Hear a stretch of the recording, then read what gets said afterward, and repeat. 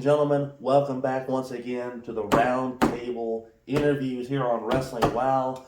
I am here with a very special guest. I am here with the one and only Sawyer Silver. How you doing here today, sir? I'm doing good, Walter. Thanks for having me. Of course. We've seen your growth here on the Gulf Coast. A lot of people, huge fans of the Silver Bullets themselves. Thank you.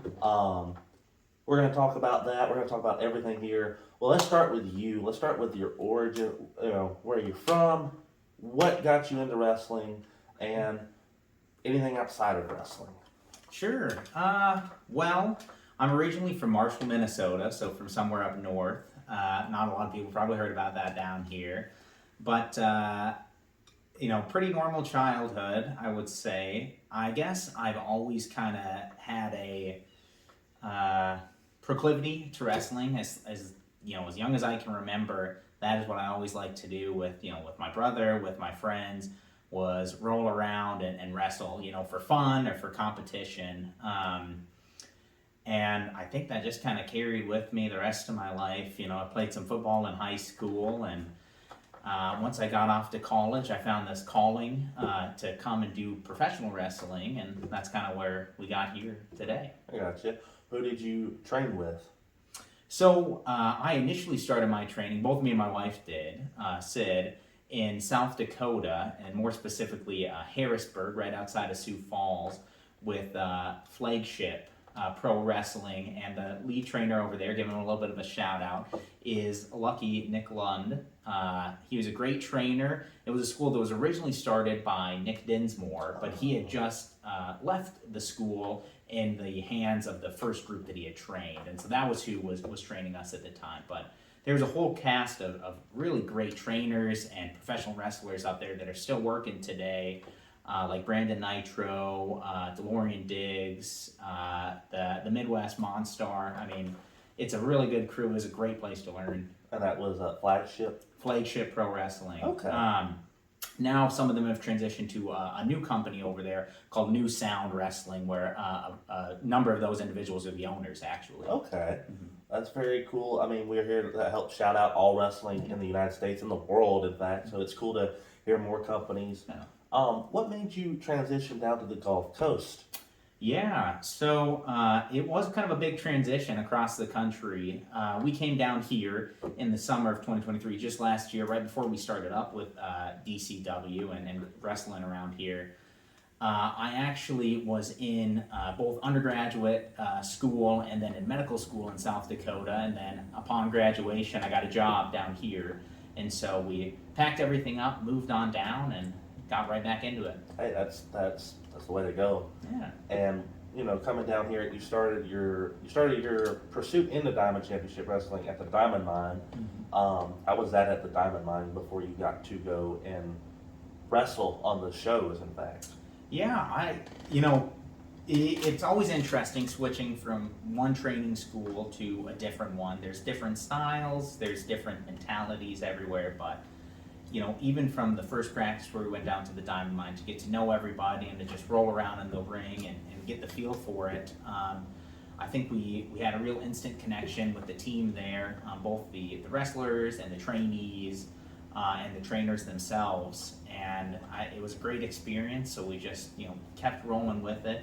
It was training similar to what we were used to, and I think it's been a really great connection so far. Right. And with that being said, you talk about your wife, Sid. Did she get, you said, you've been training together since South Dakota. Mm-hmm. Did she want to get into it because you were into it, or was it also something she was like, I wanted to do this too. It's cool that you're doing it. Let me in on it with you. Yeah. Well, we both started training at the same time, actually. We went to a weekend camp that was kind of like an introductory camp. Right.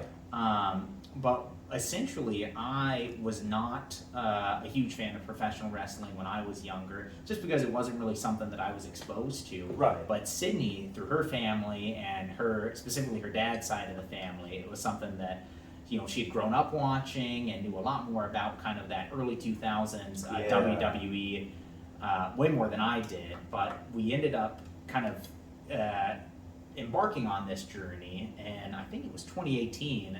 They were hosting an episode of SmackDown in Sioux Falls, South Dakota, and we thought, tickets were cheap. seems like a good time. Right. You know, it just seemed like a fun thing to do. And I don't know if Sydney had this sort of connection, but honestly, just sitting up in the stands and watching the wrestlers, just watching the show, the physical feats, you know, the physiques of the wrestlers, it just something opened up in my head. I'm like, that this is what I want to do. This is where I want to be one day. Right. And that's kind of what kicked it all off. And so we both really had that drive right away. And when the opportunity came up to do this camp, we both really jumped at it. And, you know, we've been going ever since. It's funny you mentioned 2018 because that was, they had a live event in Mobile here at the Mobile Civic Center. Okay. And that was one of the first times I saw wrestling live because I had only watched it on television. Sure. From that experience, I went to watch a local show in Beulah Battery, and then that opened up into the fact of like watching wrestling, not just in person, but doing stuff for the wrestling business. And then September 2018, that's how I got in that's when I started in the wrestling business. Wow. So 2018 is a very significant year for both of us, it seems. That's true. You got into it a little faster than I did, I would say. I took a couple of years before we found the right opportunity. But it was actually a similar sort of situation where we had found a local show with that company, Flagship. They were going by Midwest All Pro at the time, but they were doing a Halloween show and we had stumbled upon it, and that's how we learned about this training academy that's there. But I'm going to put a pin in that really quick because I'm interrupting our interview. I should have been a better interviewee. So for everybody at home, don't leave your vibrator on your phone.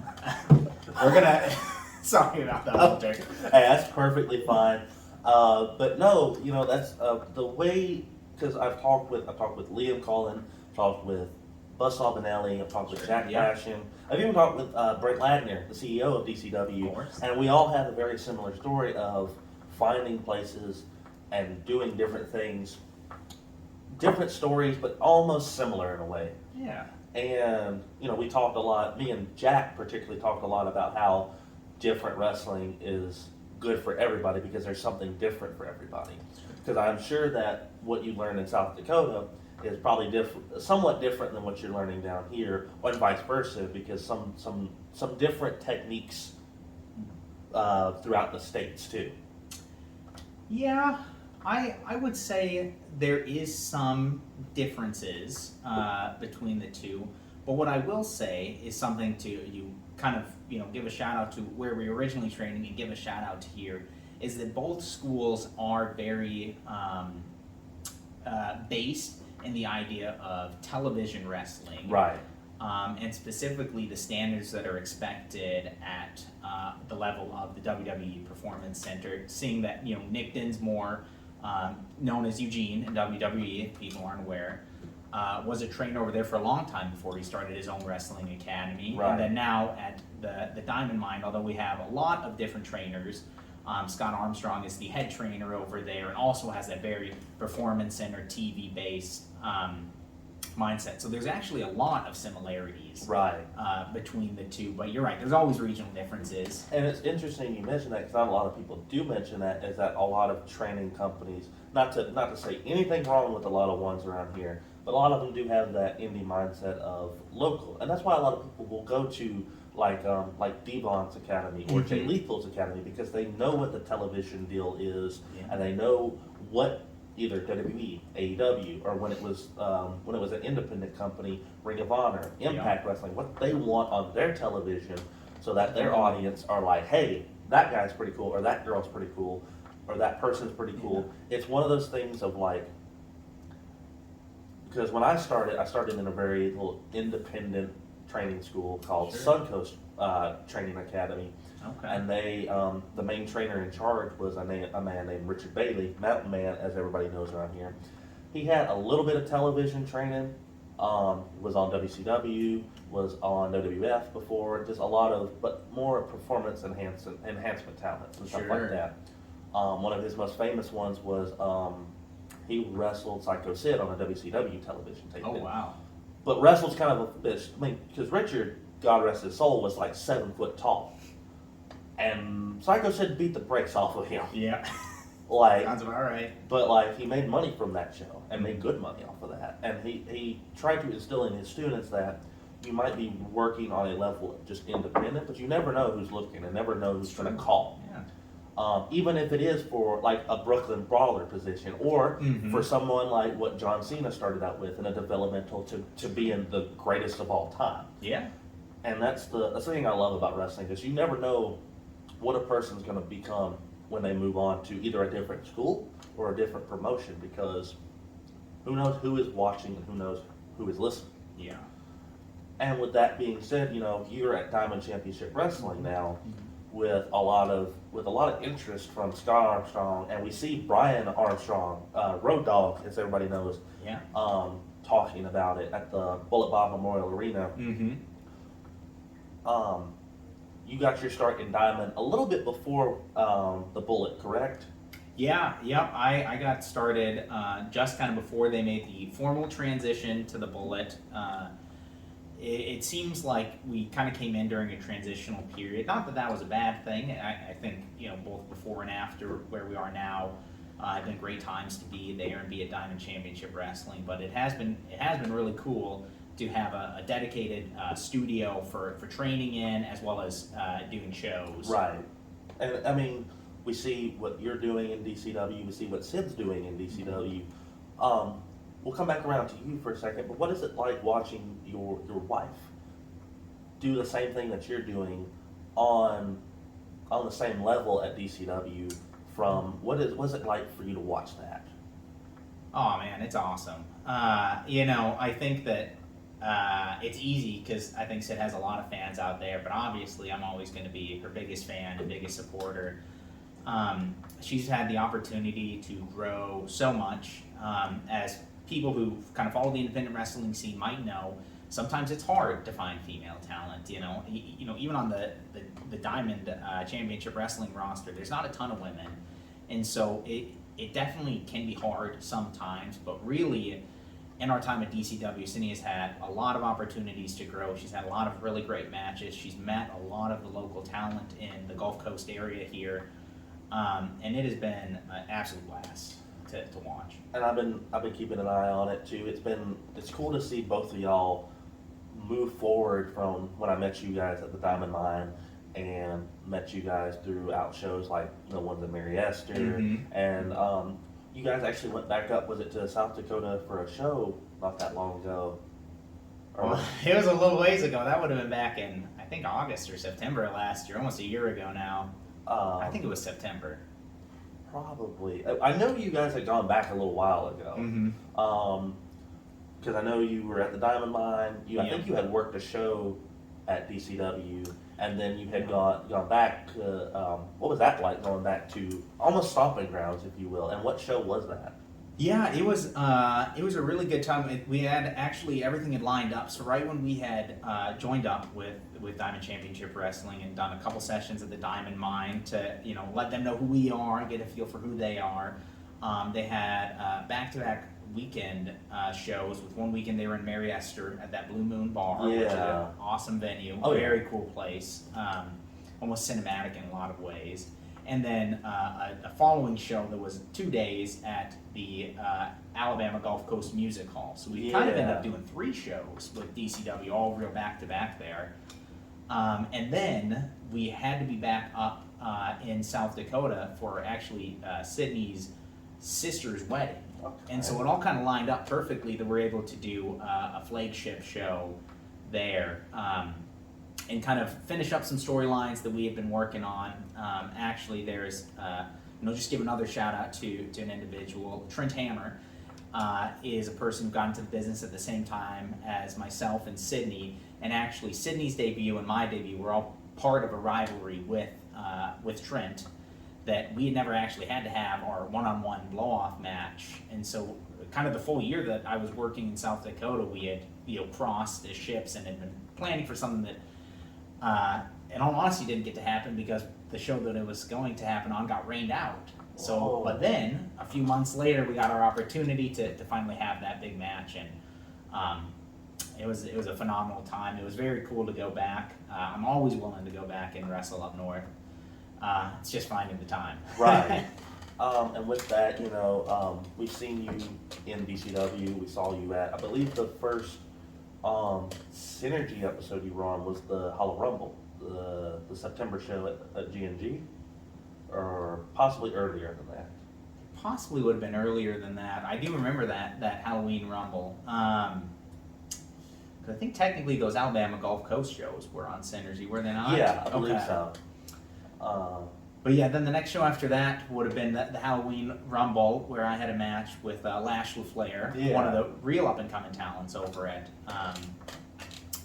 DCW. Some people might say possibly the next heavyweight champion over there. It's hard to say, but that was a great show too. It's always fun kind of being out in that environment, kind of outdoors, even though Right. obviously weather can play a factor in it, but it's just a different vibe Oh, every yeah. time.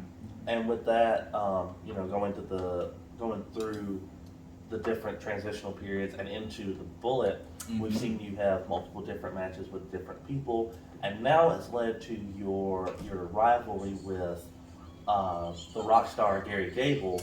With Yeah. that being said, we've had it's been a lot of not so much controversy, but just bad blood between you two because you've been able to get the upper hand on him several times, and I've seen the highlights of it. It's been incredible matches, and just recently, strange bedfellow matches. It's true. Seemed he injured your ankle also. Yeah. What's going through your mind with all of this comparatively? Pretty much when you started with Gary to now, and what does the future hold for this? Yeah, that's a really good question. I really can't pin down how things got so bad between Gary and myself. It all really started with one match where it was a heck of a match. He put up a great fight. Being a 6'7" giant, he's got skills up the wazoo. He is a tough competitor, Right. and definitely a future champion over at DCW. But I'm no slacker myself, and I was able to kind of figure my way around him and end up with a win. And I think something snapped inside of him. I don't know if it was because he was expecting a clean win or expecting that I wouldn't put up as much of a fight as I did. Right. But since then, he's just kind of been coming at me almost continuously. We've had a couple matches since then, and one, we had a tag team match. Me and Sydney don't get to do too many of those, but a real Silver Bullets tag team match against Gary and the current DCW Women's Champion, Brooklyn Barrett. And during that match, Gary tried to mangle my ankle. Luckily there wasn't too much damage, and I'm back to wrestling now. It was a pretty quick recovery, but I think there is just something about that first win that I got on him that hasn't stuck with him. And now every time he comes at me, I think he loses his head. And now I've got 3 wins on him. I pinned him 3 times. I think, I've been talking with the DCW management, and I think at my request, we're going to have one final match coming up in July at the show on the 6th. Mm-hmm. I'm hoping we can put this to bed once and for all and go back to, kind of being at least cordial, because I respect him as a wrestler. I respect what he's doing out there. But if you're coming at me, I don't have a choice but to give it my all and to show what I can bring. Right, and that's what it seems like is we know Gary has had a lot of momentum since even before the show at the G&G parking lot. Pinning former DCW heavyweight champion Mac Daddy Duds, putting a hurting on a lot of different people, and like you said, he may have just didn't expect it from you. Maybe he was overlooking you, maybe looking forward towards the future, and got caught up in the present. And you can't do that in the wrestling world because you overlook or underlook somebody, you're going to get caught. That's true. Yeah. And with that being said, with how things are moving up the Bullet, we just saw a new DCW Diamond Destiny champion. That's right. Buzzsaw Benelli. Mm-hmm. We know Toby Farley is going to be soon coming back with the DCW Heavyweight Championship from his incursion in Japan. Yeah. The Tag Team Championships with the Rapture, and more so for your wife, but we'll talk about it, the current DCW Women's Champion, Brooklyn Barrett. Mm-hmm. What's the future hold, not just for yourself, but for Sydney as well? What is the future for the Silver Bullets? Oh man, that's a really tough question. I think it's taken about a year to get the real feel of the entire Diamond Championship Wrestling roster, to get a real feel for everybody's strengths and weaknesses. I like to think of myself as a pretty cerebral opponent. Right. Not that I'm any slacker physically, but I really like to outthink and kind of try to pick away at where I can get a win on somebody, especially when it's a bigger or stronger opponent. But, I haven't got my title shot yet at Diamond Championship Wrestling. I don't know when that's going to come. I don't know when the next opportunity is going to be. But, looking forward, my goal is always going to be to have the gold in my hands and right. to at least try to show that I'm a proper champion here at Diamond Championship Wrestling. And I think the same thing for Sid. Brooklyn has been out for a little bit. She left actually in the middle of our tag team match, and nobody has seen her since. I don't know where the title is, and I don't think Sydney does either, but when she comes back, I think Sydney is raring and ready to go for the rematch that has been a long time coming. Oh, yeah. Honestly, I'd like to see us both as co-champions, whether that means the Diamond Destiny Championship or the World Heavyweight Championship that we have at Diamond, at DCW. But only time's going to tell. And, I mean, it's been incredible to see you both grow in DCW, and as well as just people as well, because I see especially from when you first came into the Diamond Mine, both of you, to now. Mm-hmm. It's not so much that you're different people, but you just have more experience within the Diamond Mine and DCW and with stuff like that. Before we continue, we got to cut to commercial break real quick. All right. We'll be right back once again with Sawyer Silver. Stay tuned. The Diamond Mine Wrestling Academy is always accepting new students. With head trainer Scott Armstrong, if you want to train to be a wrestler, referee, or manager, come on down to the Diamond Mine. Don't let your dreams stay dreams. Turn them into a reality today. Because if you want to shine, you come on down to the Diamond Mine. We are back once again from commercial break with the one and only Sawyer Silver. Now, when we were talking about it, we were talking about the future for Diamond Championship Wrestling with the Silver Bullets. What's the future for wrestling? Future play, if you have any places that you want to check out and wrestle, people you want to wrestle on the Gulf Coast or in the independent scene, what is the future hold for the Silver Bullets? Man, that is a great question. There is a lot of really great Gulf Coast wrestling that goes on. Right now our home base is DCW, and unfortunately, due to my work, I don't have a ton of free time to go to all the shows that I would like to right now. Right. That being said, there is a ton of places that I've spoken with promoters about and want to visit. There's individuals that I'd really like to have matches with. Some that I can think of off the top of my head are Asher Andrews. I haven't been in the ring with him one-on-one yet. We've done a tag team match together, which was a great show, and I'd love to get back in the ring with him.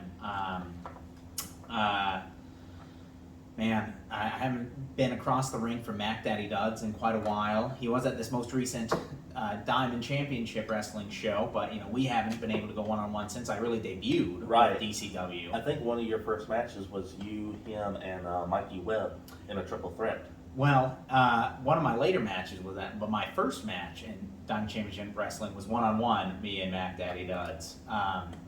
Which, phenomenal match. You can find it in the Synergy archive somewhere. But, APA, Revolt, we've been lucky enough to be at their new debut show last month. And they have an upcoming show. I don't know when this interview is coming out, so I don't know if it'll have happened yet or not, but... I think their next show is in... it's June 22nd. Oh, yeah. June 22nd. Well, this one will be out before then, so yeah. Oh, fantastic. June 22nd. And then Lucha LaCour's Combat Pro Wrestling is running shows as well. just a lot of places that I'd really like to go and be involved with. And, Right. you know, Sid expresses the same sorts of things. We'd like to really get on the road and see some more. It's just going to be a matter of timing. Right. And I know that you've been in the ring with a lot of people. I personally would like to see you in the ring with people like, I don't know if you know the name Hunter Hendricks. I do know Hunter Hendricks. I've seen some of his matches online. Yeah. Hunter Hendricks, another great up-and-comer. You in the ring with Toby Farley, perhaps, in the future. That would be a dream. You know, he is a monster, but he would be a great person to have a match against. You know, I think that it would be something to tear down the roof. You know? Yeah. You and Wes Warren, which we just saw this past show, him and Ace Austin Phenomenal have a match. barn burner, as Mm-hmm. they say. You and possibly Ryan Razors. Well, I think that I would love to get back in the ring with Ryan Razors. I've met him once. It wasn't a terribly long match, but you know, I think I've grown a lot. I've had the opportunity to watch a lot of his matches, and I think that I now know what I need to do to pull one over on him. And you know, not to toot my own horn, but I have been shown to be able to give an attitude adjustment to a 300-plus pounder. So, you know, the weight difference there doesn't seem too intimidating to me. I mean, there's plenty of talent like we talked about in DCW. I personally, Minnesota versus Ireland, Liam Cullen would be a good match. I think that would be a phenomenal match. I think Liam Cullen, he is you know, former Diamond Destiny Championship holder at this point, but still a phenomenal wrestler. He's a phenomenal character. Not that I have anything against the Irish people, but he's definitely a person I wouldn't mind pinning for a 3 count. And on that, you know, we talked about Lash earlier. You and him have met in the ring before. Mm-hmm. I'm sure that's also on the mind to do it one more time, to go back around one more time for a good match with that. Absolutely. You know, it's hard to pull him away from his feud right now with Zane Stevens. You know, I know Zane has kind of taken a step back in some ways, but we're still waiting, as he is maybe one of the Diamond Heavyweight champions right now. Right. Depending on how this all shakes out with him and Toby. But especially if Lash ends up becoming the next champion at some point in the future, I would love to be on the top of his dance card. Oh yeah. And with that too, you know, we've talked about different opponents and stuff like that outside of the company, and other companies as well. I know from what I've talked to you about possibly going to Southern Wrestling Organization up in Poplarville. Mm-hmm. There's a lot of talent up there, like Leo the Great, Steve O'Malley, Absolutely. Chris Black, even, as well as Pro Wrestling 225 in Louisiana. They have a assortment of different talent, and some talent that you know, like Lucha Lacora, Wes Warren, but other talent like Braxton Hunter, Corey Constantine, Vladimir Koloff. I know that you are the type of person that I've met since day one that wants essentially the biggest and baddest, because if you get enough time, you find a way to break down the biggest and baddest. But with that being said, you know, the future holds a lot for you and Sid as well. I like to think so, yeah. With that being said, you know, we've got the upcoming dates with DCW. Do you have any other dates besides DCW coming up that you want to let them know about? Well, like I already spoke about, we have that upcoming Revolt show that we're really excited to be a part of. We are booked, Sydney specifically, Sid Silver. She's got a 3-way women's match at the next Combat Pro show. I believe that's on July 8th. No, July 13th. I apologize. That's on July 13th. Yeah. I will also be at that show. I haven't quite been told who I'm going to be having a match with, but like you said, you know, I want the biggest, I want the baddest, and I'm willing to fight anybody and everybody. And as for DCW, when will you be back at DCW? The next big DCW show is the 21st of June here. Not sure what I'm going to be doing there. I have to talk with management, see what kind of contract they can get in front of me beforehand. But, you know, again, I'm willing to take on anybody. And, you know, I didn't get a chance to say this earlier, but over this last year, the DCW, the Bullet and the fan base that's there, this has really become, not only our home base, but really our home. And at every show that they have, I want to be there and defending the honor of the fans and doing everything I can to give them a great show. So if there's a DCW show coming up, you can hope, or you can know that I'm going to be there. And that's awesome. I know July 6th they've got a big show. Mm-hmm. Britt Ladner talked about it. It's going to be called Paid the Piper. Mm-hmm. And arguably the biggest show of the year for DCW. With that coming up and you having your issues with Gary, anything, one-on-one match, what's going through your mind towards that show, towards Gary? Are you wanting to take him down a notch? Or are you just wanting to settle it like men, shake hands, move on to the next goal? There was certainly a time where my goal was to, every time that I stepped in the ring with the rock star Gary Gable, I wanted to do my best. I wanted to get a win, and I wanted to show both, Gary, the management at DCW, and the fans there that, I'm a real contender. But there's been so much vitriol that's gone back and forth, whether that's on social media, his attack on my ankle unprovoked for no reason, or even the Odd Bedfellows match with, me trying to give all of my effort to have an honest to goodness win, and Gary taking that as an opportunity to take jabs at me and smack me upside the head or on the back. I think the only way that this is going to finish is that I'm going to have this, hopefully, one more match with Gary Gable and prove to him once and for all that I'm not somebody that you can just mess around with. I'm not somebody that you can jerk around, behind the scenes or in the ring, that if you step up to me, I'm going to put you down.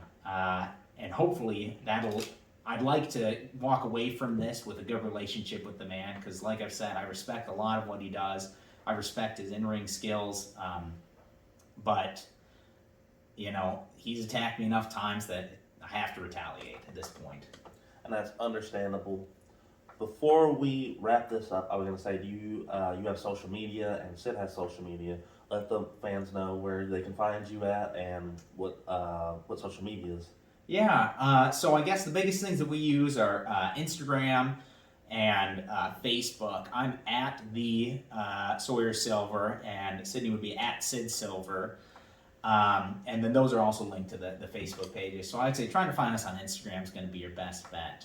And, personally, knowing you this last year, it's great that I got you on here, because I got to know a little bit more about you, because we've had decent interactions, but sometimes it's like two ships in the night, just hey, and then back on, as it is in the business, back on the road again, whether it's me on commentary, me on social media at the time, or just like hey, doing what I do, whether Absolutely. it be wrestling or just recording or anything like that. But it's great to get you on here, and great to know you more than when I first met you.